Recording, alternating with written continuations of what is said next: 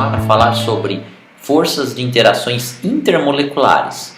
Na aula 4 nós falamos sobre os dipolos induzidos, na aula 5 nós falamos sobre os dipolos permanentes e agora finalmente vamos terminar de falar sobre as pontes ou ligações de hidrogênio. Ou seja, por que pontes? O nome antigamente a gente falava ponte.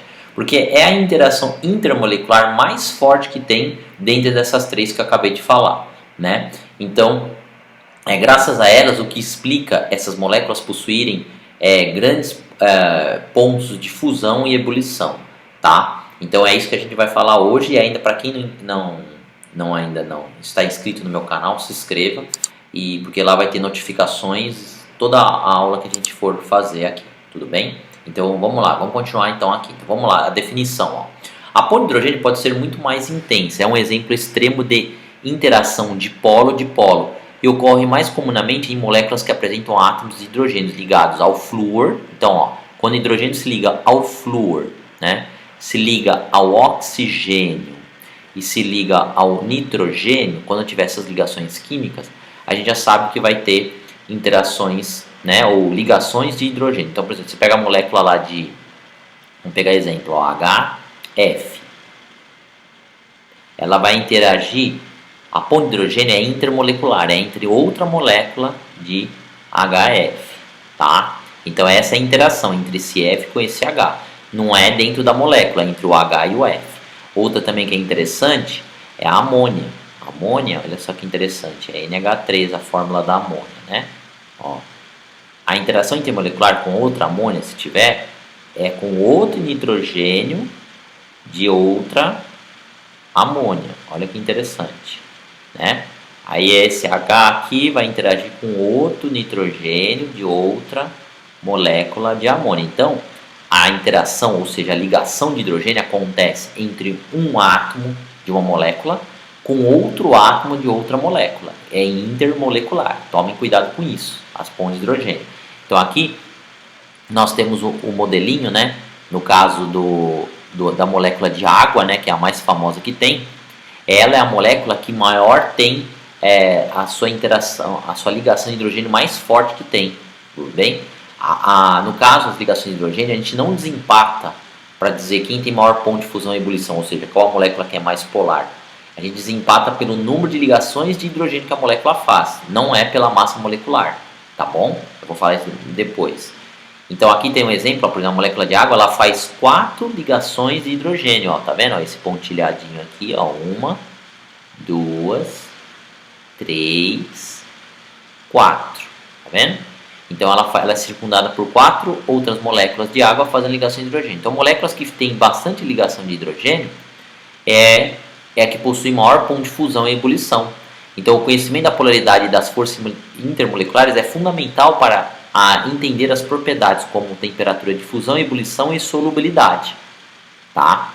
Então, no caso, a gente define, né, a classificação, né, as forças intermoleculares. Os dipolos induzidos são interações mais fracas que tem, porque acontece com moléculas o quê? Apolares. Apolares. A gente já lembra quais são as moléculas apolares? Era o N2, era o H2, né? São as moléculas diatômicas que têm o mesmo átomo, né? E momentaneamente elas ficam com dipolos formam dipolos com cargas parcialmente negativa e positiva, mas é momentaneamente, por chamados dipolos induzidos, tá? E também tem o CO2, tem o CH4, lembra da ideia de 4 ligantes iguais e 4 nuvens eletrônicas, então a molécula também é apolar, tá? Depois os dipolos permanentes, que são já moléculas polares, tá? Elas já são polares, ou seja, por exemplo, as moléculas polares seriam HCl, HBr, né? HI. Então essas moléculas são moléculas polares. Agora, as ligações de hidrogênio é a interação mais forte que tem.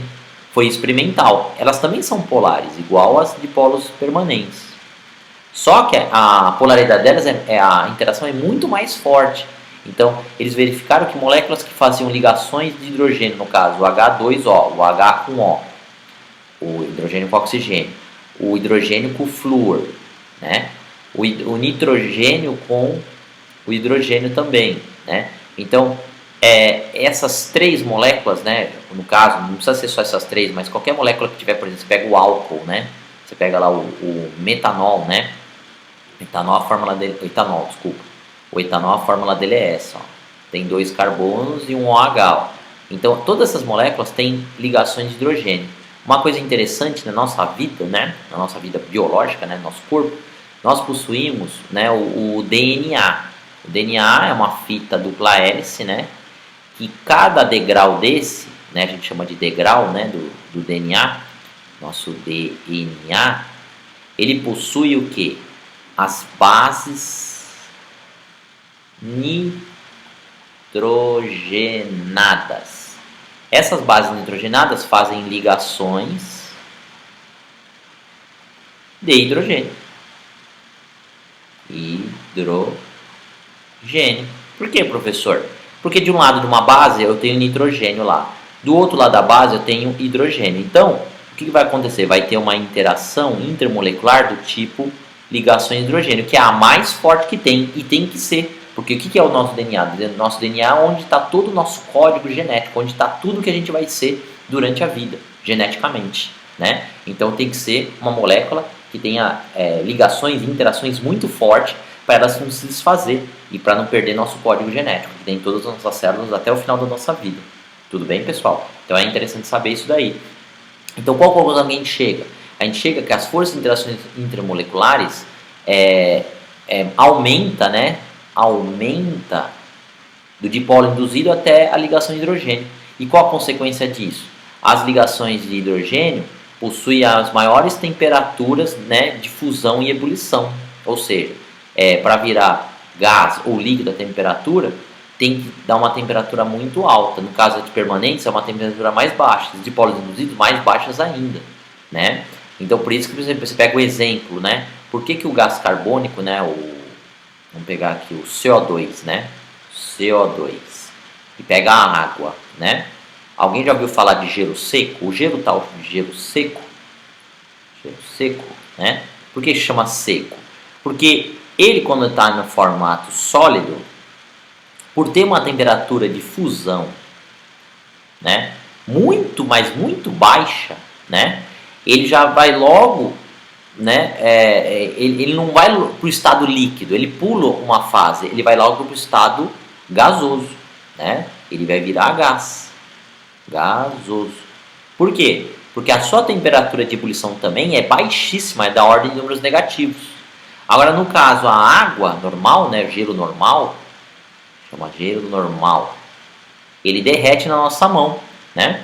Ele derrete na nossa mão. Por quê? Porque a temperatura de fusão dele já é mais alta, é 0 graus Celsius, né, no caso. Então ela vira líquido, e depois vira gasoso, que é 100 graus Celsius, que é muito alto. Mas por que acontece isso? Porque então tem tanta temperatura de fusão quanto a temperatura, o ponto de ebulição, né, são altíssimos. Então ela passa pelos 3 estados, tá bom? Então ela vai para o estado sólido, líquido e gasoso. Vou colocar o líquido aqui, ó. Líquido. Então as moléculas ficam mais separadas, né? O gasoso mais separadas ainda, né? Então fica mais separadas ainda. Então, mas tem a ver o quê? O que explica isso é o tipo de interação intermolecular. Enquanto a água é ligações de hidrogênio, né? Vou colocar aqui ligações, né? De hidrogênio. O gás carbônico é qual? É o dipolos induzidos. Tudo bem? São os dipolos induzidos, são as interações intermoleculares mais fracas que tem. E o que explica isso, né? Explica todo o processo de baixa temperatura de fusão e ebulição. Então, moléculas que são gasosas, você já tem que ficar esperto. São moléculas que têm as forças intermoleculares mais fracas que tem. Quais são? Os dipolos induzidos. E a segunda mais forte, qual é? É dipolos permanentes. E a mais forte de todas são as ligações de hidrogênio. Tudo bem, pessoal? Então, era isso que eu queria falar. Espero que vocês tenham entendido essa matéria, que semana que vem nós vamos fornecer a atividade 2. Então, assistam a aula 4, 5 e 6, que que essas aulas estão baseadas nas atividades valendo notas de vocês. Tudo bem? A partir do dia 8 de setembro, tá bom? Então, tenham bons estudos e tchau!